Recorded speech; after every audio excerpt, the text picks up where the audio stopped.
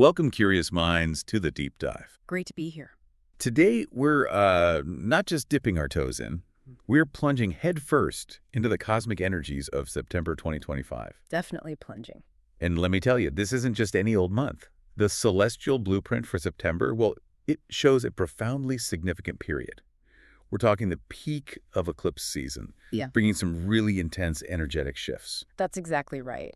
Our mission today is basically to decode how these powerful astrological events, from the eclipses to key planetary movements, how they're really poised to influence you. Think of this deep dive as like your cosmic roadmap.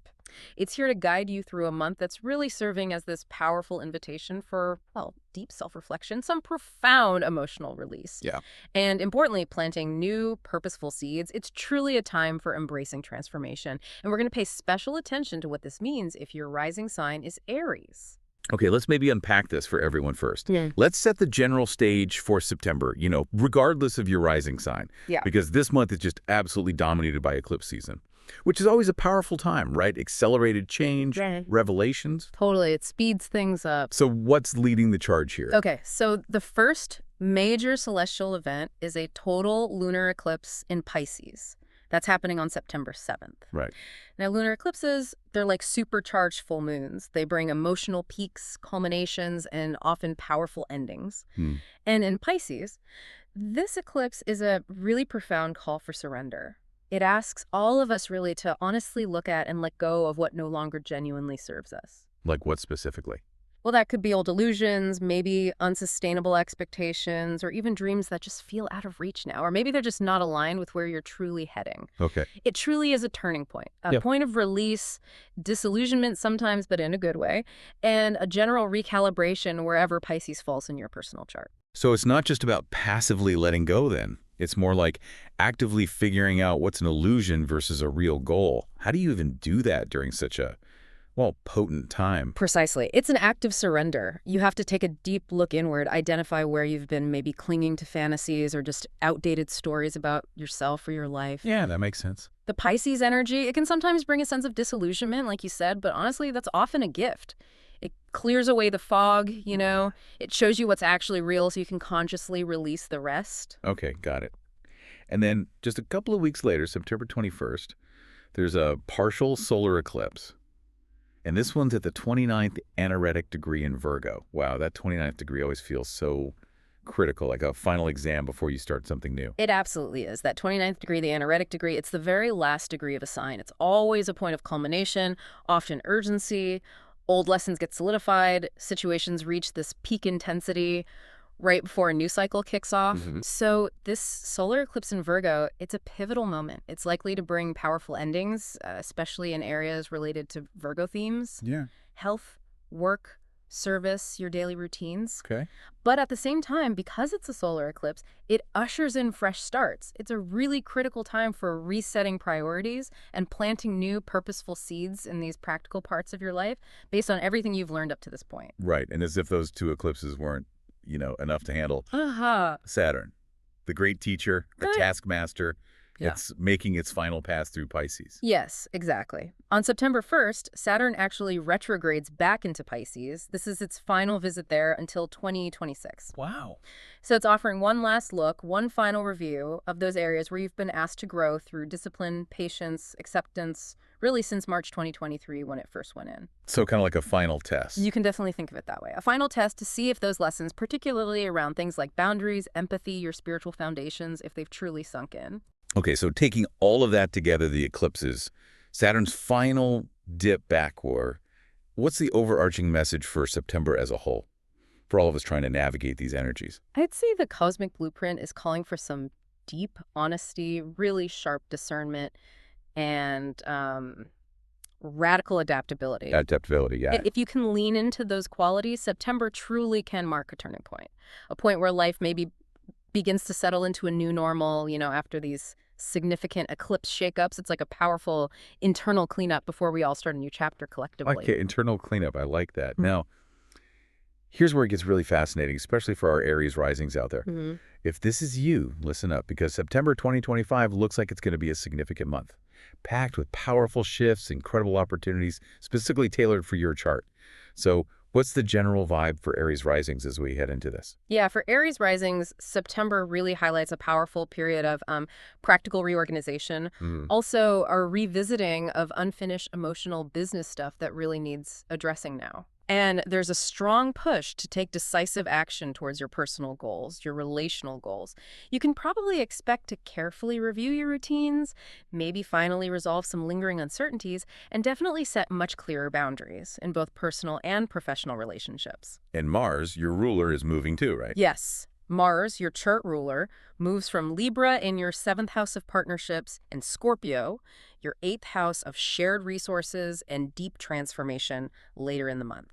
That really intensifies the emotional focus and that drive for profound change. Okay, let's dive into some of the key planetary movements for Aries risings then, because the details here seem like they offer some incredible insights. Maybe we can cluster some of these dates together so it's easier to follow. Absolutely. Let's do that. So the beginning of September for Aries risings is really a powerful call to clear house, both internally and, externally too. Right.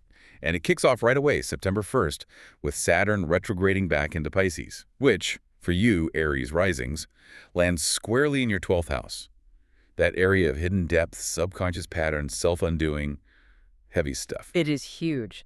Saturn here really prompts you to address unresolved emotional baggage, maybe addictions or fears that you've perhaps been avoiding.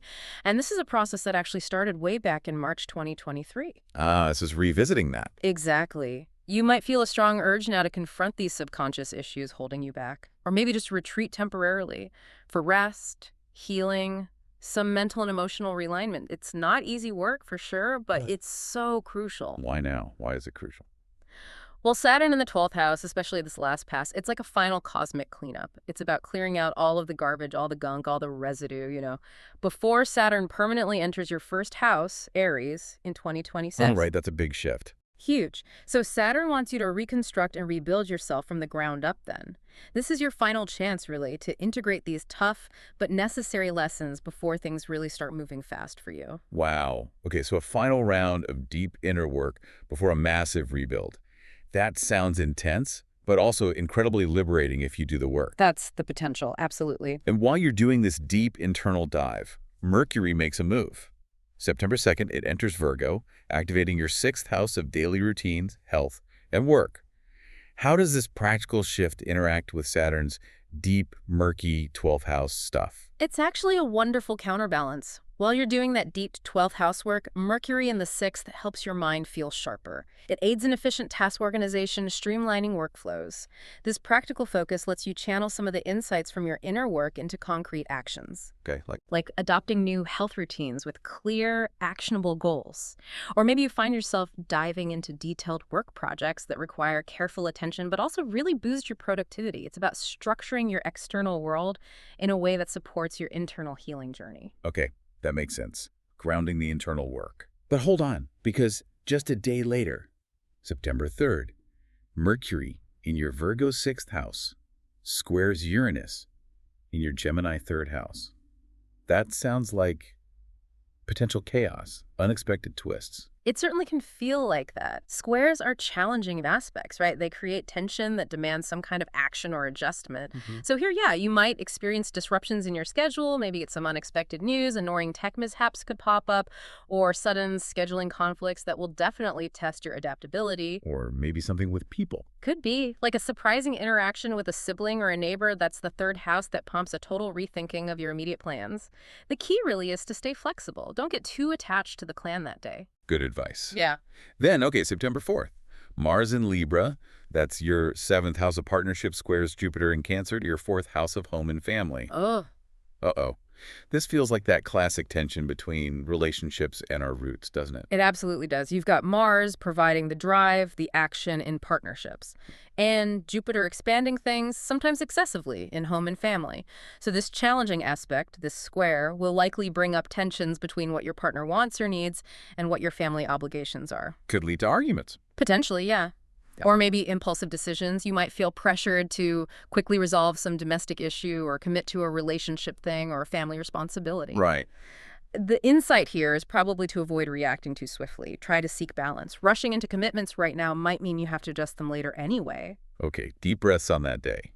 Mid-month brings some more big moments, starting with that total lunar eclipse in Pisces on September 7th. Again, hitting your 12th house. This feels like a really deeply profound moment, specifically for Aries risings. It truly is. This eclipse is a moment for potentially powerful emotional release. Remember that Pisces eclipse back in September 2024. Themes from that might return now, offering really crucial closure around hidden issues or maybe deep-seated disappointments you haven't fully processed. So like déjà vu, but with a chance to heal? Kind of, yeah. You might experience strong intuitive insights, really vivid dreams maybe that lead to breakthroughs, healing, finally letting go of lingering emotional patterns or even toxic behaviors that have been subtly sabotaging you from behind the scenes, that 12th house realm. It's about bringing what's hidden into the light so you can finally be free of it. Wow, that sounds incredibly potent. A true catharsis. Yeah. Okay, so after all that release, hopefully feeling a bit lighter, on September 13th, the Sun conjuncts Mercury in your Virgo 6th house. Back to the practical. This sounds like clarity and focus, right? Absolutely. This conjunction really amplifies your analytical skills. It makes it an ideal time for detailed planning or maybe troubleshooting work-related challenges. You could find you efficiently resolve lingering issues at work, finally implement those new health or wellness routines you've been thinking about, or maybe get encouraging news from a health checkup. It's a strong day for practical well-being, really leveraging the clarity you might have gained from those earlier emotional releases. Okay, practical progress. Then September 18th, Mercury enters Libra, your 7th house of partnerships. Yeah. But you mentioned it's not alone. This sounds like a very complex day with multiple things happening at once for Aries risings. You're right. It's definitely a multi-layered day, a real dance of different energies. So the main effect of Mercury entering your 7th house is generally positive for communication. It enhances your ability to talk with partners, business, or romantic in a more harmonious, diplomatic way. It can help smooth over conflicts, strengthen bonds because you're having balanced dialogue, making sure both people feel heard.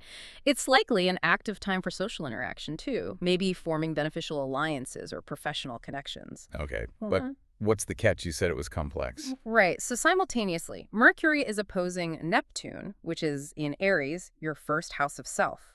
An opposition often brings tension, maybe confusion. So be aware of potential miscommunication or just a general sort of fogginess within your relationships around this time. You or your partner might misinterpret intentions, which could lead to temporary doubts or misunderstandings.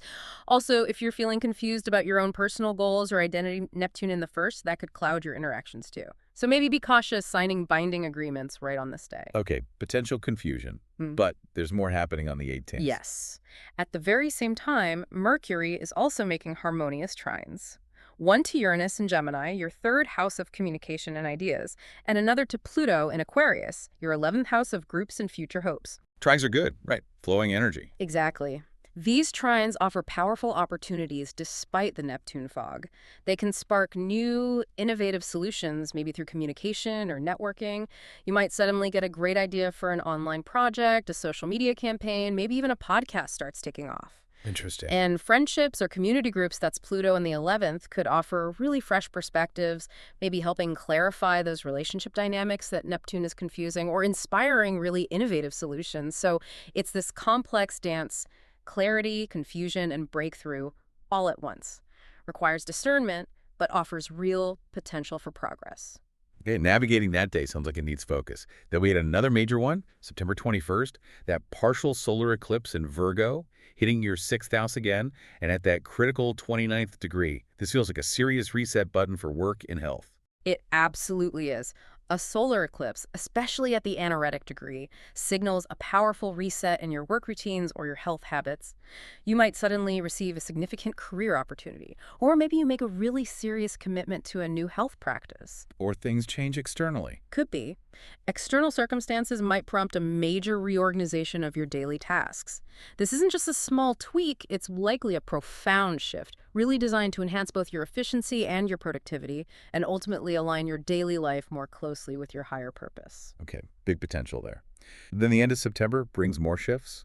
Mars enters Scorpio on the 22nd, landing in your 8th house. And the Sun enters Libra, your 7th house, marking the fall equinox. This feels like a mix of intensity and a call for balance. That's a great way to put it. Yeah. With Mars moving into Scorpio, into your 8th house, your emotional intensity and your drive are going to significantly heighten. This is really potent energy, great for being strategic and proactive about financial matters, maybe investments, dealing with debt. It also tends to deepen emotional connections within your intimate relationships. It can lead to profound personal growth through, shared experiences and allowing vulnerability. And the sun moving into Libra for the equinox in the 7th house. Yeah, the sun entering your 7th house for the equinox puts a strong emphasis back on achieving harmony and balance, specifically in your one-on-one relationships. You might find yourself consciously mediating disputes, maybe reevaluating relationship expectations, seeking greater fairness. It's about fostering mutual understanding and respect within those partnerships. A good time to really honor your key relationships and find that equilibrium. Okay, intensity and balance. Yeah.